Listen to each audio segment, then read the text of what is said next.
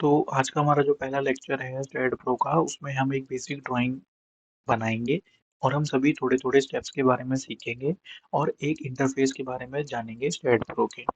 ठीक है? तो हमारी जो ड्राइंग है वो ये है, ये हमारी ड्राइंग है और इसमें हमें डायमेंशन से कोई मतलब नहीं है। हम सिंपल सिर्फ इसका एक तरीके से बनाएंगे कि शेप शेप आए, हमें ड्राइंग से कोई मतलब नहीं है।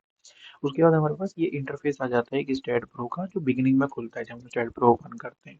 तो उसमें न्यू प्रोजेक्ट आ जाता है, ओपन प्रोजेक्ट आ जाता है और ये डिफरेंट प्रोजेक्ट टास्क आ जाते हैं, ये रिसेंट फाइल्स आ जाती हैं, ये आपके डिफरेंट लाइसेंस कॉन्फ़िगरेशंस आ जाते हैं, ये आपके हेल्प आ जाते हैं। तो हमें इस पे इससे और इससे मतलब है। तो इसमें सबसे पहले ओपन करते हैं न्यू प्रोजेक्ट। तो हमारा न्यू प्रोजेक्ट में हमारे पास 4 ऑप्शन आते हैं। स्पेस, स्पेस जो होता है वो 3 डायमेंशनल फ्रेम स्ट्रक्चर के लिए होता है।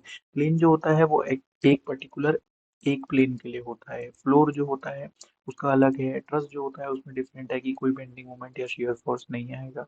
तो अभी हम स्पेस ले लेते हैं। उसके बाद हम अपना फाइल नेम लेंगे। तो अपनी फाइल नेम जो है अभी के लिए हम ले लेते हैं कि हमारी जो है ये फर्स्ट ड्राइंग है। उसके बाद हम उसकी लोकेशन चेंज कर सकते हैं, ब्राउज़ कर सकते हैं कि हमें किस पर्टिकुलर लोकेशन पे उसको सेव करना है। फिर हम उसमें डायमेंशन ले सकते हैं। तो इंडियन स्टैंडर्ड में हम लेंथ को मीटर में और फोर्स की यूनिट को किलोन्यूटन में मेज़र कर लेते हैं अभी के लिए। फिर हम नेक्स्ट करते हैं, ठीक है, कोई दिक्कत नहीं है।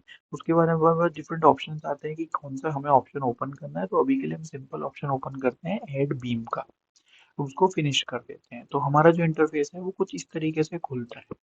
ठीक है, जिसमें ये पर्टिकुलर पार्ट आपका रिबन हो जाता है, ये आपका डिफरेंट पार्ट्स हो जाते हैं, ये आपके डिफरेंट में ऑप्शंस हो जाते हैं। तो इसमें सबसे पहले जो ये खुलता है इसको हम ग्रिड बोलते हैं। इसमें हम अपना बीम बनाते हैं, जैसे हम 0 से लेकर 10 तक एक बीम बनाए। ठीक है, इसको एस्केप कर देते हैं तो ये बीम हट जाती है बनाने के लिए। अब ये होता है इसका बटन ऑन ऑफ करने के लिए, स्नैप मोड। इसको ऑफ कर देते हैं तो ये आपका बीम रेडी है यहाँ से यहाँ तक। ठीक है, इसको ऑन कर देते हैं दोबारा, ऑफ कर देते हैं दोबारा। कभी कभी क्या होता है कि गलती से ये कर्सर है, हम इसको एस्केप बटन दबा देते हैं तो ये गायब हो जाता है। तो इसको वापस लाने के लिए सिंपल सा है कि हम दोबारा से इसको ऑन ऑफ कर सकते हैं और ये दोबारा से अपनी जगह पर वापस आ जाएगा। ठीक है, तो ये हमने बीम बना दी। इसको वापस करने के लिए हम अंडू ऑप्शन का भी यूज कर सकते हैं, जो यहाँ हमें गिवन है, अंडू कर सकते हैं डायरेक्टली, कोई दिक्कत नहीं है। तो इसमें जो ये एक बनता है इसको नोड बोलते हैं। ठीक है, नोड बोलते हैं। अगर हम कंट्रोल प्लेस करें तो अभी क्या है कि जैसे हम यहाँ से स्टार्ट कर रहे हैं और यहाँ पे चल रहे हैं, तो हमारी पूरी बीम बन रही है। अगर हम कंट्रोल प्रेस करें तो बीम नहीं बनेगी, ओनली नोड टू नोड बनेगी।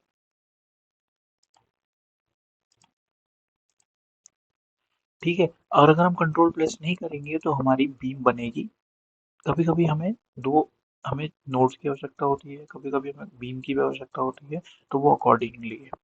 अब सेम, अब हमें कुछ नहीं, अभी हमें दोबारा, ठीक है, अब हमें क्या करना है, हमें इस पर्टिकुलर ग्रिड के बारे में, ग्रिड को समझना है। तो अब ये ग्रिड किस पर्टिकुलर एक्सिस में है ये हमें इस पर्टिकुलर इससे पता लगेगा। ये क्या है, वाई एक्स एक्सिस में है, यानी ये हमारा एक्स एक्सिस है, ये हमारा वाई एक्सिस है, यानी जेड जो है वो आपका कंप्यूटर से बाहर आ रहा है। अब इसको एडिट करने के लिए हम यहाँ से एडिट कर सकते हैं या न्यू ग्रिड क्रिएट कर सकते हैं। हम अभी एडिट कर रहे हैं इसको। तो एडिट करने के लिए हमारे पास 3 प्लेन है, एक्स जेड प्लेन है, वाई जेड प्लेन है, एक्स वाई प्लेन है। डिपेंडिंग अपॉन कि किस तरीके से हमें सुटेबल लग रहा है, किस तरीके से बनाना है वो। एंगल ऑफ द प्लेन की दूसरे एक्सिस के अलॉन्ग उसका एंगल क्या हो सकता है, ओरिजिन क्या हो सकता है। अभी हम 0 0 ही कंसिडर करना आसान है, तो 0 0 ओरिजिन हो सकता है। कभी कभी हमें ओरिजिन चेंज भी करना पड़ता है।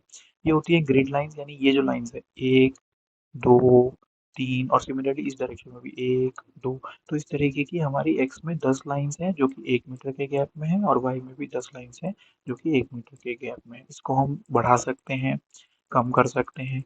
वाई में लाइंस कम हो गई धीरे धीरे धीरे धीरे, तो ये 10। सिमिलरली ये हम बढ़ा सकते हैं और ये हम कम कर सकते हैं।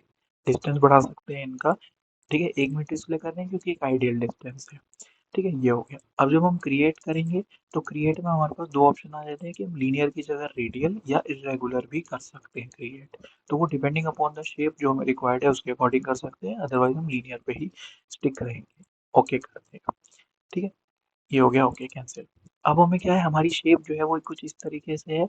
हमारी शेप कहाँ है, सबसे पहले अगर हम शेप की बात करें तो जो हमारी शेप है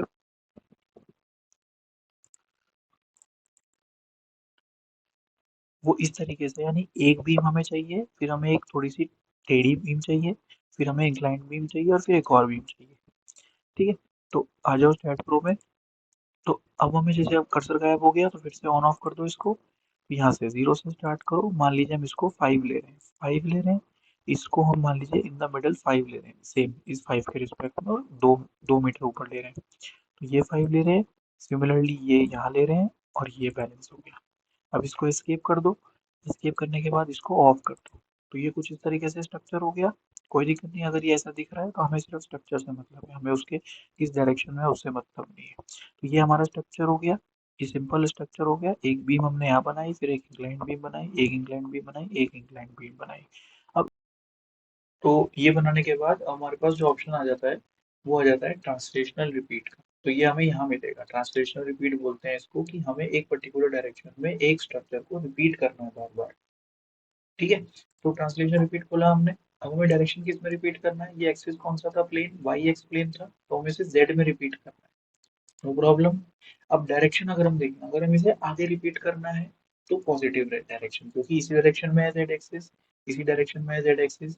अगर हमें इसे पीछे की तरफ रिपीट करना है तो ये माइनस, यानी कि हम डायमेंशन जो है स्पेसिंग देंगे वो माइनस में देंगे। और अगर हम इसे आगे की तरफ रिपीट करना है तो प्लस में देंगे। अभी के लिए हम स्पेसिंग 5 मान लेते हैं कि एक फ्रेम से दूसरे फ्रेम के बीच में स्पेसिंग 5 है। और हमें नंबर ऑफ फ्रेम्स कितने देने हैं, तो हमें 1 2 3 4 5 टोटल 5 फ्रेम्स देने हैं। No problem. यानी 1 2 4 5। और इसमें हमें लिंक स्टेप्स करना है। लिंक स्टेप्स मतलब और ओपन बेस, यानी बेस ओपन करना है। ये बेस नहीं जोड़ने हैं हमें आपस में, नीचे वाले जो बेस हैं वो नहीं जोड़ने हैं। हमें सिर्फ जो बाकी नोड्स बच जाएंगे वो जोड़ने हैं। तो इसको अगर हम ओके करें, अच्छा, इसमें हमने सिलेक्शन नहीं करा। अच्छा, क्रॉस कर देते हैं, हमने क्या स्ट्रक्चर रिपीट करना है वो सिलेक्ट नहीं करा। तो ये स्ट्रक्चर हो गया सिलेक्ट। ये हो गया ट्रांसलेशन रिपीट, जेड में करना है। 5 नंबर ऑफ स्टेप्स करने हैं, स्पेसिंग सबके बीच में 5 रहेगी। लिंक करना है, लिंक पर बेस करना है, ओके कर दो। तो ये हमारी स्ट्रक्चर हो गया। ठीक है, ये हमारा स्ट्रक्चर हो गया, और ये हमारा स्ट्रक्चर। ठीक है, ये हमारा स्ट्रक्चर हो गया। अब इसमें दो चीजें हैं। सबसे पहले आ जाता है कि हम व्यू, व्यू आ जाता है। अगर हमें z प्लस साइड से व्यू देखना है तो इस तरीके से दिखेगा। अगर हमें z माइनस साइड से देखना है तो सेम व्यू दिखेगा। अगर हमें साइड से देखना है तो इस तरीके से व्यू दिखेगा। हमें दूसरी साइड से देखना है तो ये व्यू दिखेगा। ये डिफरेंट व्यूज होते हैं। ठीक है, अगर हमें व्यू से वापस आना है तो हम ये व्यू देखेगा। और कभी कभी क्या होता है कि हम स्ट्रक्चर में गलती से अंदर चले जाते हैं, भाई गलती से हम जूम कर देते हैं, तो ये सबसे इंपॉर्टेंट ऑप्शन है, that is display whole structure. तो ये हम सेलेक्ट करते हैं। ठीक है, और ये हो जाता है हमारा रेंडर्ड व्यू। 3D में अगर हमें रेंडर्ड व्यू देखना है तो हमारा स्ट्रक्चर कुछ इस तरीके से दिखेगा। अभी हमने डायरेक्शन वगैरह नहीं दी है, तो ये हो गया। देखो ये स्ट्रक्चर है हमारा सेम, इस डायरेक्शन में है बस। तो ये हमारा स्ट्रक्चर। तो आज हमने एक तो ग्रिड के बारे में सीख लिया, हमें उसमें कैसे एडिट करना है वो सीख लिया।